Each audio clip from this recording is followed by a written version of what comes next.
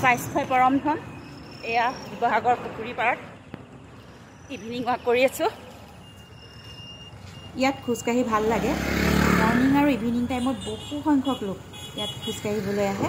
প্ৰত্যেকে নিজৰ স্বাস্থ্যৰ প্ৰতি ইমান সজাগ আৰু সচেতন যে আপুনিও যদি দেখে নহয় তেতিয়া দুগুণ উৎসাহেৰে খোজকাঢ়িবলৈ মন যাব। কোনেও কাৰোলৈ চাবলৈ সময় নাই, কেৱল নিজৰ লক্ষ্যপথত আগবাঢ়ি গৈ থাকে। এই উদ্যানখনতে সৰু সৰু মইনা মইনীসকলৰ বাবে উতলা ট্ৰেইনৰ ব্যৱস্থা আছে।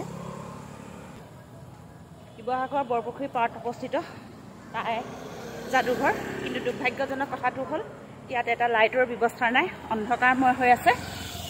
এয়া চাওক, এখন টেনিছ কোৰ্ট। এয়া হৈছে শিৱসাগৰ সাংস্কৃতিক প্ৰেক্ষাগৃহ।